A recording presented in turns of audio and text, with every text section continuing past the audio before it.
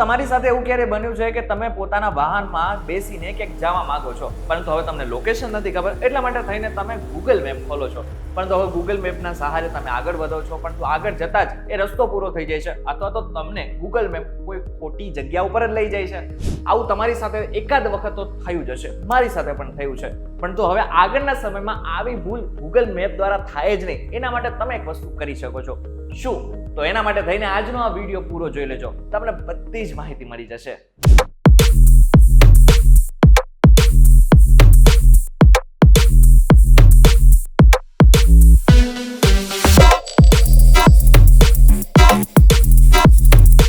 Welcome back folks VTV ગુજરાતી.com. તમે જોઈ રહ્યા છો ડેઈલી ડોઝ અને હું છું કરણ ચડોદરા. ઉત્તર પ્રદેશના બરેલીમાં એક ફેમિલી પોતાની કારમાં જાય છે. હવે એને એક જગ્યા ઉપર પહોંચવાનું છે, પરંતુ રસ્તો ન ખબર હોવાને કારણે તે ગૂગલ મેપનો સહારો લે છે.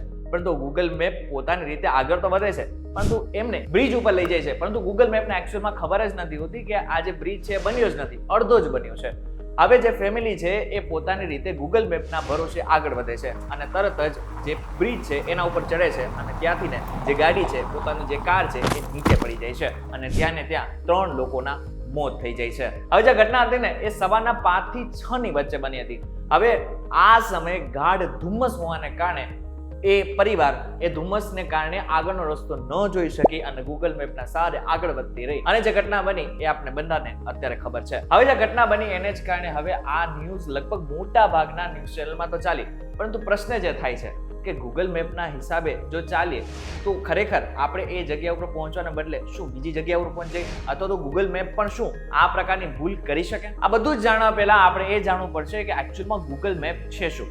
હવે ગૂગલ મેપ આમ જોવા જાય તો ગૂગલની એક સર્વિસ છે જે આપણને ટ્રાફિક, આ બાદ પેટ્રોલ પંપ, હોસ્પિટલ આવી મોટા ભાગની જેટલા પણ લોકેશન છે ત્યાં સુધી પહોંચાડવામાં મદદ કરતું હોય છે. હવે જે સર્વિસ છે ને એ સેટેલાઇટ બેઝ સર્વિસ ઉપર ચાલતી હોય છે, એટલે કે સેટેલાઇટ દ્વારા જે પણ ઇમેજ અને સેટેલાઇટ દ્વારા જે પણ માહિતી મળે છે એ ગૂગલ મેપ યુઝ કરે છે. હવે એ તો ખબર પડી કે સેટેલાઇટ દ્વારા ગૂગલ મેપને બધી જ માહિતી અને ઇમેજીસ મળે છે, પરંતુ એકચ્યુઅલમાં સચોટ માહિતી મળે છે તો ભૂલ કઈ રીતના કરી શકે એની વાત કરીએ. હવે ગૂગલ મેપથી પણ ભૂલ થવાના ઘણા બધા કારણો છે. એમાંથી અમુક એવા કારણો છે કે જેને કારણે ગૂગલ મેપ પણ ભૂલ કરી શકે છે. એવા કયા કયા કારણો છે એની વાત ખાસ કરીને કરીએ. જેમાંથી સૌથી પહેલું કારણ છે કે જો ગૂગલ મેપનો ડેટા અપડેટ ન થયો હોય.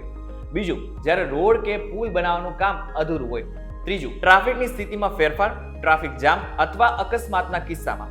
ચોથું, જીપીએસ સિગ્નલમાં ખરાબીના કિસ્સામાં. પાંચમું, જ્યારે ગૂગલ મેપમાં રસ્તાનું નામ જ ખોટું હોય.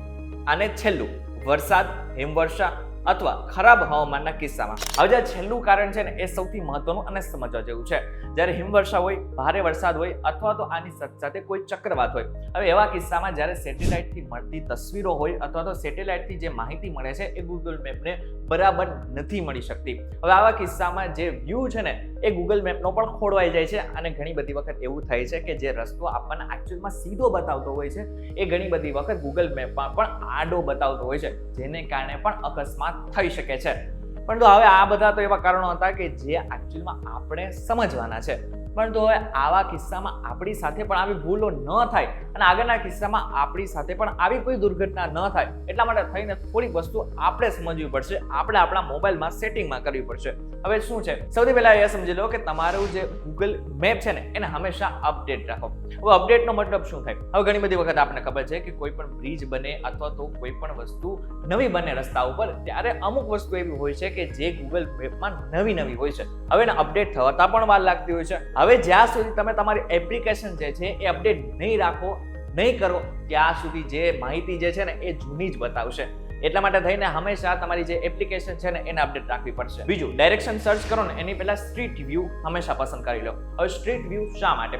હવે સ્ટ્રીટ વ્યૂ એટલા માટે કે જે વ્યૂ છે ને તમારો આગળના સમયમાં જે જગ્યા ઉપર તમારે પહોંચવાનું છે એ સ્ટ્રીટ બરાબર છે કે નહીં અથવા તો સચોટ છે કે નહીં એ આપણને સ્ટ્રીટ વ્યૂ ઉપર જ ખબર પડી શકે છે. ત્રીજું અને મહત્વનું, ગૂગલ મેપને શરૂ કરતા પહેલા તમારું લાઈવ લોકેશન સ્ટાર્ટ કરી દો. હવે લાઈવ લોકેશન શું કામ? તો એ સમજી લો કે ગૂગલ મેપ તો પોતાની રીતે કામ કરશે, પરંતુ જો તમારા મોબાઈલમાં પણ લોકેશન ઓન હશે ને તો ચોક્કસથી આગળના સમયમાં તમારી સાથે આ પ્રકારની દુર્ઘટના તો નહીં જ થાય. છેલ્લું અને મહત્વનું, જો આગળના સમયમાં તમારે ક્યાંય જવું છે, ગૂગલ મેપનો સહારો લેવો છે, પરંતુ ગૂગલ મેપનો સહારો તો લઈ લીધો પરંતુ નેટવર્ક નથી, તો આવા કિસ્સામાં તમારે શું કરવાનું છે? આવા કિસ્સામાં તમારે મોબાઈલ સાઈડમાં રાખી દેવાનો છે અને જે આસપાસના વિસ્તારના લોકો છે એને પૂછીને જવાનું છે, જેથી એકચ્યુઅલમાં તમારી સાથે કોઈ દુર્ઘટના તો ન થાય, પરંતુ તમે સમયસર એ રસ્તા સુધી પહોંચી શકો. આપણે બધાને ખબર છે કે પહેલાના સમયમાં જ્યારે ગૂગલ મેપ નહોતું ત્યારે આપણે લોકોને પૂછીને જ આગળ વધતા હતા અને પૂછીને જ એ રસ્તા સુધી પહોંચી શકતા હતા, લોકેશન સુધી પહોંચી શકતા હતા. એટલા માટે થઈને જ્યારે નેટવર્ક ન હોય અથવા તો